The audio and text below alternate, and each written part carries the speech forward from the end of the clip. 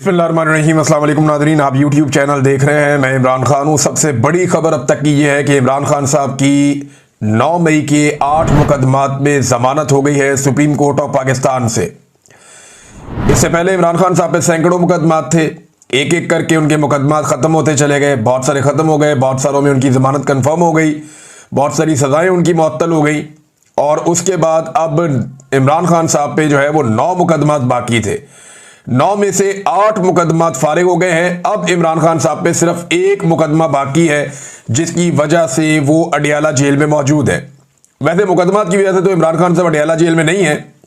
इमरान खान साहब को बेगुनाह जेल के अंदर रखा गया सिर्फ इसलिए कि पाकिस्तान की जो मिलिट्री एस्टेब्लिशमेंट है वो उन्हें अपना दुश्मन समझती है और वो ये चाहती है कि इमरान खान साहब माफ़ी मांगे। जैसा कि फील्ड मार्शल के स्टेटमेंट में भी आपने देखा, DG ISPR के स्टेटमेंट में भी आपने देखा, हर दूसरे दिन टाउट्स आते हैं और वो ये कहते हैं कि सच्चे दिल से पाकिस्तान तहरीक इंसाफ माफ़ी मांगे वरना ये कर देंगे वो कर देंगे। तो ये एक पुरानी कहानी है जो चल रही है। एक बात तो साबित हो गई इस फैसले से कि 2 साल तक इमरान खान साहब को 9 मई के 8 केसेस में नाहक कैद रखा गया है। ये जो 9 मई के 8 केसेस में इमरान खान साहब को 2 साल तक जेल के अंदर रखा गया, ये नाहक कैद रखा गया है। ये बात आज सुप्रीम कोर्ट ऑफ पाकिस्तान से साबित हो गई और ये भी साबित हो गई कि पाकिस्तान की अदालतों ने एक आले के तौर पे काम किया, एस्टेब्लिशमेंट का वो हथियार बनी और इस हथियार ने पाकिस्तान तहरीक इंसाफ को कुचलने में अपना पूरा किरदार अदा किया। अब चाहे ये लोअर जुडिशरी है, चाहे ये हाई कोर्ट्स हैं, ये सारा मामला आपके सामने है। ये अदालत ने फैसला दिया क्यों? देखें, अब हर तरफ जजेस कंट्रोल कर दिए गए हैं। सुप्रीम कोर्ट ऑफ पाकिस्तान में एक कंप्रोमाइज्ड किस्म के जजेस को पहुंचाया गया है। लेकिन मामला यह भी है ना कि जजेस पे भी दबाव होता है। एक दिन पहले 2 मुअज़्ज़िज़ जज साहिबान ने खत भी लिखा कि जनाब गलत तरीके से अदालत चल रही है, नाइंसाफी हो रही है, कानून और आइन के मुताबिक सुप्रीम कोर्ट ऑफ पाकिस्तान को चलना चाहिए। उन्होंने निशानदेही की। वकला का दबाव बढ़ता चला जा रहा है, जजेस के अंदर से दबाव बढ़ता चला जा रहा है। ये जब सारी चीजें होती हैं और उसके ऊपर सुहेल वड़ाइच साहब आर्मी चीफ की ख्वाहिश लाके छाप देते हैं कि जनाब इमरान खान इसलिए तो जेल के अंदर बंद नहीं है कि उसने जुर्म किए हुए, वो तो जेल में इसलिए बंद है कि वो आसिम मुनीर साहब से माफी नहीं मांग रहा या वो सच्चे दिल से माफी नहीं मांग रहा। अगर वो सच्चे दिल से माफी मांग ले तो मामला आगे बढ़ सकता है। तो सुहेल वड़ाइच साहब की तहरीरों पर तहरीरें आना शुरू हो जाती हैं। यूरोप के दौरे के ऊपर हमें आप सैर करें, लेकिन वहां पे भी ड्यूटी इतनी सख्त है कि वहां से वो तहरीरें लिख लिख के दे रहे थे ख्वाहिशात को जो है वो अमली जामा पहनाने के लिए। और ख्वाहिशात किसकी है? मिलिट्री एस्टेब्लिशमेंट की है। फील्ड मार्शल से उनकी मुलाकात होती है। ये सारी चीजें मिलकर अदलिया के ऊपर एक बहुत प्रेशर बना गई थी और अदलिया जो है बहुत बुरी तरह एक्सपोज हो गई थी। फिर एक के बाद एक तारीख हो रही है, एक के बाद एक तारीख हो रही है। अदालत के अंदर क्या हो रहा है? अडियाला जेल में वहां पे 4थी मरतबा तारीख दे दी गई है। इमरान खान साहब का केस लगने नहीं दिया जा रहा वहां पे। ये वहां पे सूरत हाल है। सुप्रीम कोर्ट ऑफ पाकिस्तान में इसमें बार बार की तारीख दी और बिलाखिर इमरान खान साहब को बेल देना पड़ी। लेकिन इस केस में 1-2 चीजें मैं आपको बताऊं जो मैंने बात की है सहाफियों से। उन्होंने ये बताया कि जानबूझकर चीफ जस्टिस ऑफ पाकिस्तान ने बार बार ये जो केस था इसके मेरिट्स के ऊपर जाने से रोका। यानी केस के आपने मेरिट्स देखने होते हैं ना कि भाई ये गवाही सच्ची है या झूठी है। तो सुप्रीम कोर्ट ऑफ पाकिस्तान ने मेरिट्स के ऊपर जाने नहीं दिया वकला को। ऐसा लगता है सुप्रीम कोर्ट ऑफ पाकिस्तान नहीं चाहती थी कि पंजाब हुकूमत या पाकिस्तान की एस्टेब्लिशमेंट या जो अदलिया है, लाहौर हाई कोर्ट हो गई, या जो दहशतगर्दी की अदालतें हैं, उनके सारे जजेस एक साथ मुतनाज़े हो जाएं, क्योंकि उन्होंने नाइंसाफी पर मबनी फैसले दिए हैं।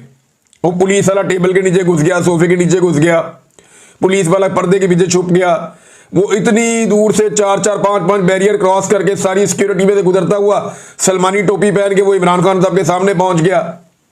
भाई इस तरह की गवाहियों के ऊपर कौन खड़ा होता है?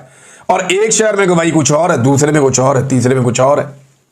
तो तहरीक इंसाफ तो तैयारी करके गई हुई थी, लेकिन चीफ जस्टिस ने इन मेरिट्स के ऊपर बातचीत नहीं होने दी। इससे पूरी की पूरी अदलिया जो है उसके कपड़े उतर जाते हैं। लेकिन अदलिया ये इसका क्रेडिट जाता है किसको? देखिए, इसका एक तो क्रेडिट पाकिस्तान के अवाम को जाता है जिन्होंने हार नहीं मानी। 8 फरवरी 2024 के बाद से लेकर अब तक हार नहीं मानी और वो आज भी इमरान खान के साथ खड़े हैं। दूसरा, पाकिस्तान के सोशल मीडिया को भी एक क्रेडिट जाता है, लेकिन सबसे बड़ा क्रेडिट जाता है इमरान खान साहब की जो कानूनी टीम है उसे। वो टकरे मारते रहे, उन्हें पता है कंप्रोमाइज कर दिया, लेकिन उन्होंने उसमें से भी अपना काम निकाला। उन्होंने इतनी टकरे मारी कि बिलाखिर वो दरवाजा खुल गया। और इसमें बैरिस्टर सलमान सफदर जो है वो बहुत तारीफ के लायक है।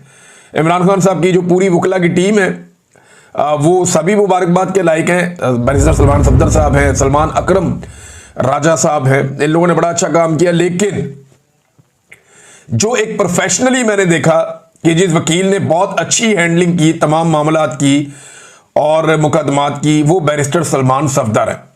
कमाल उन्होंने केसेस लड़े हैं, और जिन जिन लोगों ने उनको केसेस लड़ते हुए देखा, जिन सहाफियों ने भी देखा, उन्होंने बताया जी कि वो ज़बरदस्त किस्म के शवाहिद सामने रखते हैं, बड़ा टू दी पॉइंट आते हैं, और बड़े अच्छे उन्होंने मुकदमात हैंडल किए हैं। बड़ी प्रोफेशनली उन्होंने इन मामलात को डील किया कि एक तरफ एस्टेब्लिशमेंट है, पूरा का पूरा एक इदारा इस काम पे लगा हुआ है, इंटेलिजेंस एजेंसियां इस काम पे लगी हुई हैं, अदलिया को कंप्रोमाइज़ कर दिया गया है, 26वीं आईनी तरमीम के बाद पूरे निज़ाम को जकड़ दिया गया है, लेकिन फिर भी वो लगे रहे। बिलाखिर इमरान खान साहब के अब 9 में से 1 मुकदमा बाकी रह गया। अब सिर्फ एक ऐसा मुकदमा है जिसमें इमरान खान साहब को जेल में रखा हुआ है। इस मुकदमे में जाने से पहले मैं आपको बताऊं कि लोगों ने बड़ा जश्न मनाया, वकला ने बड़ी खुशियां मनाई हैं। कई जगहों पे वकला जो है मिठाइयां बांट रहे हैं, बार काउंसिल्स के अंदर लोग खुश हो रहे हैं, नौजवान खुश हो रहे हैं। तो एक सोशल मीडिया पे हर जगह पे एक सेलिब्रेशन है, लोग इसके ऊपर जश्न मना रहे हैं कि इमरान खान साहब के 9 मई वाला बयानिया भी जो है वो उलट गया। वहां पे भी उनकी अब जमानत हो गई है इमरान खान साहब की।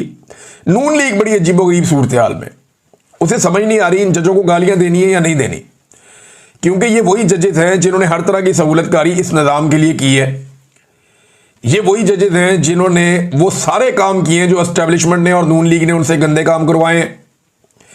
ये सारे वो जजेस हैं जिन्होंने मिलिट्री कोर्ट्स जैसे एक घटिया काम को भी इन्होंने जवाब फराहम कर दिया और उसके हक में फैसला दे दिया। अब जब सुबह जज तब्दील हुए ना, तो उसमें ये पूछा गया इमरान खान साहब की फैमिली से कि जनाब आपको कोई एतराज़ है? उन्होंने कहा कोई एतराज़ नहीं है, जो भी जज हमें इंसाफ दो। सिर्फ अच्छा किया उन्होंने, वरना कई जर्नलिस्ट और बाकी लोग ये कह रहे थे कि जनाब अतर अब्दुल्ला साहब को लाना चाहिए था या शहजाद साहब को लाना चाहिए था, जो दीगर जज हैं, जो न्यूट्रल जजेज हैं, उनको लेकर आना चाहिए था। ये जो जज लाए गए हैं रिजवी साहब, इनके बारे में कहा गया कि जनाब ये मिलिट्री कोर्ट्स के हक में इन्होंने फैसला दिया हुआ है, ये बहुत गलत हो जाएगा। लेकिन ये पाकिस्तान तहरीक इंसाफ और इमरान खान साहब की फैमिली ने बड़ा दिल किया, उन्होंने कहा जो मर्जी जज आ जाए हमें इंसाफ दें। अब कई केसेस ऐसे होते हैं जिनमें जज के लिए भी रास्ता कोई नहीं बचता, तो बिलाखिर इमरान खान साहब की जमानतें हो गई। नून लीग की सूरत हाल अजीब है, जजों को गालियां देनी है नहीं देनी वो इस